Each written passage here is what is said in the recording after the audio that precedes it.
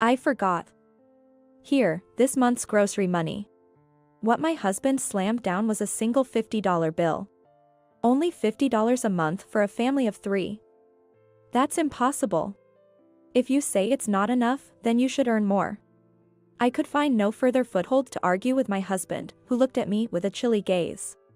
My name is Lily, and I'm 27 years old. I live with my husband and daughter. I met my husband, Tom, during our college years, and we became a couple 6 months after we met. I lost my mother when I was in elementary school, and since then, I was raised in a single-father household. I've faced prejudice from some people and never had a fiancé before. I heard my ex, Alex, talking behind my back, a child from a single-parent family can't be a good marriage partner. Can they even raise kids properly? But Tom was different. He said, "Your father must be a remarkable man to have raised such a wonderful woman like you." When I heard his words, tears rolled down my cheeks. Tom was always on my side, no matter what. At that moment, I became certain of him. After graduation, we both started working at my father's company. 3 years into our careers, Tom and I decided to get married. My father, who raised me in a single-parent household, is a very anxious man. He wanted Tom to be his successor. However, Tom's family strongly opposed, so we had to give up on that idea. I ended up marrying into Tom's family. And thus, our married life began. We were blessed with a child within 6 months. Afterward, I resigned from my father's company. I wanted to build a happy family surrounded by our children. I was delighted to feel closer to the happy family I had dreamed of. Little did I know that the birth of our child would mark the beginning of a nightmare. One evening at dinner. "Hey. Are you trying to piss me off with this awful meal? Make it again." As I tried to calm Tom's anger, ensuring it didn't turn towards our daughter, Emily, who started crying at his voice, I said, "I'm sorry. But this is takeout food. It's good, isn't it?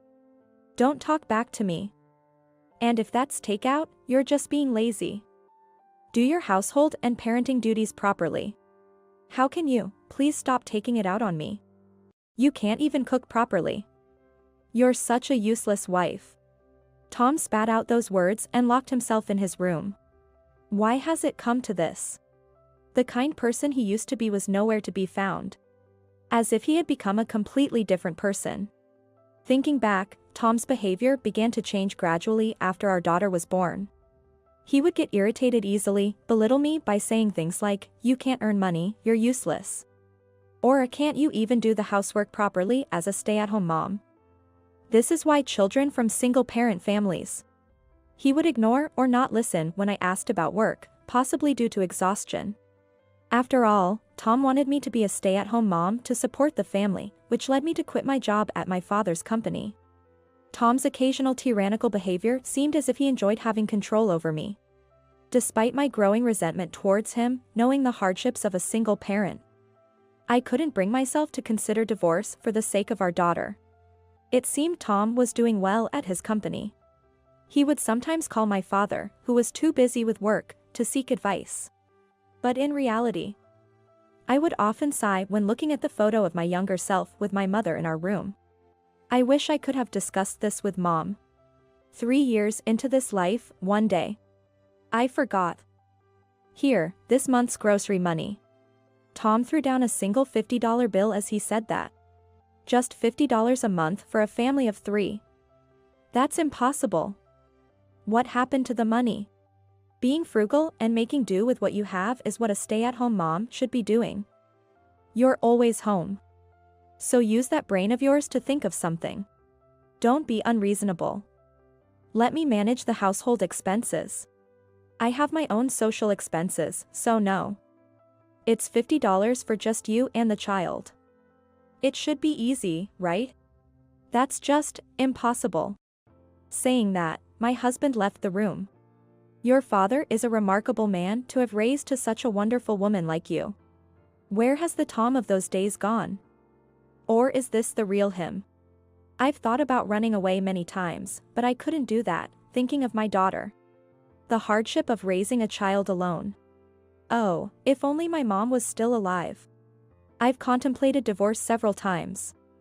But the thought of burdening my daughter with the stigma of coming from a broken home always outweighed my courage to take that step. However, I wasn't just passively accepting the situation and obeying Tom. I've repeatedly asked for an increase in the grocery budget and secretly looked for work-from-home jobs or employment without him knowing. But with just $50 a month for groceries, I couldn't provide my daughter with decent meals. I had been using my savings from before I was married to supplement our monthly food expenses, but my savings were also running out. I was making every effort to ensure my daughter got nutritious meals first.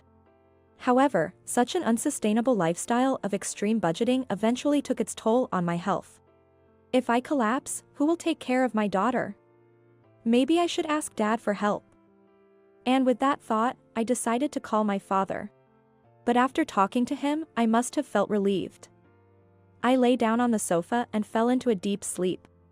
When I abruptly woke up, the first thing I saw was my daughter's sleeping face, with clear tear stains on her cheeks. Grandpa. Mommy's awake. Really? That's great. The next face I saw was my father's, with tears in his eyes. As I tried to understand the situation, staring at my father's face, he said, "Lily, I was really worried about you." "Dad, where am I?" "You're in the hospital. Collapsing from malnutrition in this day and age, what on earth happened?" My father, trying to hold back tears, choked on his words. He might have been crying the whole time I was asleep. He's always been a crybaby. "I'm sorry for worrying you. But why are you here? What about work? Don't you remember? You called me asking for help." After that, I was worried and called back, and Emily answered the phone, telling me that Mommy had collapsed, so I rushed over and called an ambulance. Saying that, my father gently stroked my daughter's head. "Thank you. You saved me by telling Grandpa. I'm glad Mommy is okay." My daughter, praised by her grandfather, was all smiles. I never imagined my daughter had grown up to be so reliable. Maybe she learned from bad examples. As I was looking at my daughter in deep thought, my father asked worriedly, "You've become so thin. What happened? Haven't you been eating properly?" I tried to brush it off, but facing my father's earnest gaze, I gave in. And then, I revealed everything about my life with Tom. "So that's what happened with Tom?" "Yes. Why didn't you tell me everything?" "I didn't want to upset you, Dad, after you were so happy about my marriage to Tom, and..." My voice turned into a sob halfway through, and my father's voice, holding my hand, was trembling with tears as well. "Lily, it hurts me more when you don't tell me anything." The moment I heard my father's words, my tears flowed like a dam had burst. "Dad. I'm sorry.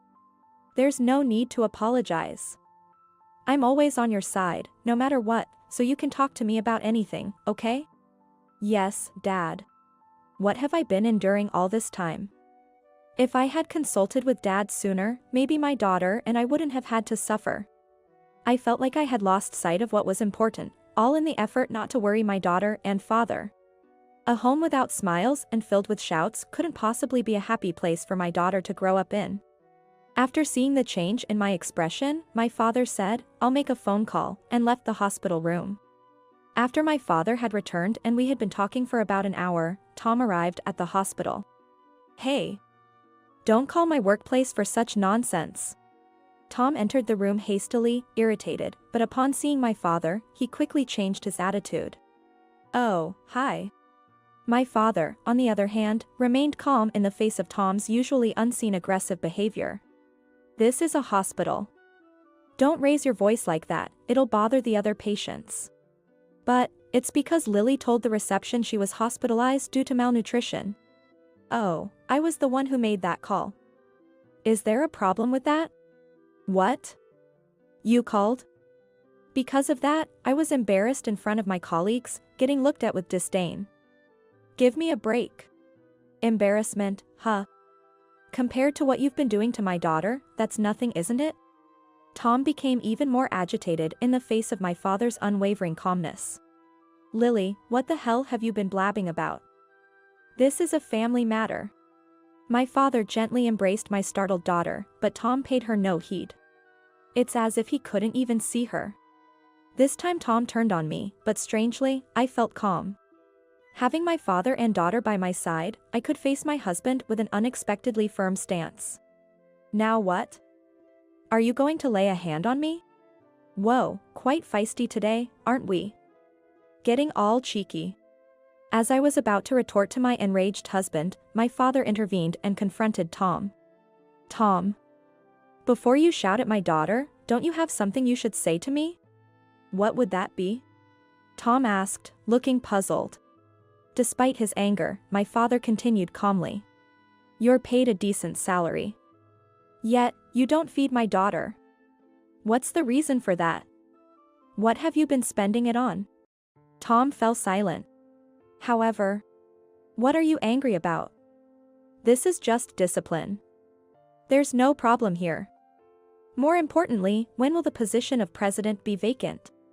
I'm always ready to take over. What? My father was at a loss for words at Tom's absurd statement, revealing his true nature. What are you surprised about? It's only natural for me, the husband of the president's daughter, to take over the company, right? With someone as competent as me at the helm, a small to medium-sized business will surely become a prominently growing enterprise. You should hand over the presidency to me right away, shouldn't you? Tom continued with his nonsensical statements.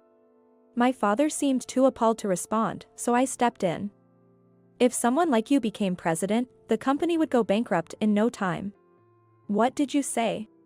As Tom was about to lash out at me, my father grabbed his arm. You're fired, effective immediately. What? Didn't you hear? You're fired.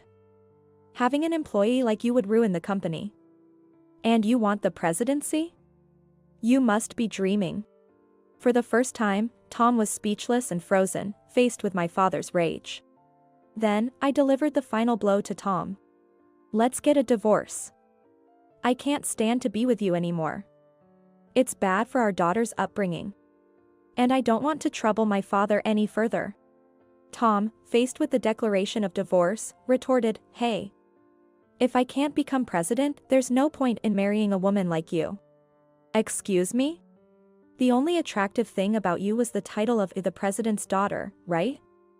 I married you because I wanted to be the successor. Tom's unbelievable statement. I thought Tom had changed. But I never imagined he was like this from the start. Then, as my father opened the door and said, Please come in, Tom's parents entered the hospital room. Mom. And Dad too. Why are you here? Tom began to panic immediately. My in-laws apologized to me. I told them, it's not your fault, and offered them seats, their faces red as they began lecturing Tom. We came as soon as we got the call. We've been listening outside. What are you doing to your precious wife and child? We're disowning you as our son. What? Then, my daughter handed the divorce papers to my mother-in-law. Here. This. It seemed she knew I always kept them in my bag. What? Why? Just perfect, said my mother-in-law as she took the divorce papers, filled them in and then took Tom back home with her. Please go ahead and divorce this man. We'll take care of the alimony and child support. We'll make sure he pays. A few days later, without any hesitation, I went to the county court with my father and daughter and filed the divorce. Later, we discussed child support and alimony under the guidance of a lawyer recommended by my in-laws, and Tom was very subdued throughout. We agreed on a lump sum payment for alimony and child support from Tom's savings, and I bid him farewell with a "take care" as we left the lawyer's office. A year has passed since then. I'm working part-time at my father's company. You are more competent than that man ever was. It's a big help having you here, my father said, so I decided to work during daycare hours. Thinking about the future. I became so efficient at accounting that people jokingly suggested, you should be the next president. My father kept saying, yes, that's my daughter. Maybe she should, showing his typical doting parent behavior. But each time, I'd respond with, but then I'd have less time with my daughter, right? And laugh it off. Later, I had an arranged meeting with the son of President Johnson. A business partner and a close friend of my father. He said, "If my son ever causes trouble, let me know. I will definitely protect you." And his son turned out to be a very nice person, so I'm seriously considering marriage. I don't know what became of Tom. My daughter was fond of her former grandparents, so we occasionally meet up, but they avoid bringing up Tom. I'm truly surrounded by wonderful people. Perhaps this is all thanks to my father, who raised me all by himself with all his might. Even the photo of my mother in the room seems to be smiling a bit more. I plan to continue cherishing my family and live happily with my daughter. Mommy, more please. You're so amazing. My daughter is happily eating her meal again today.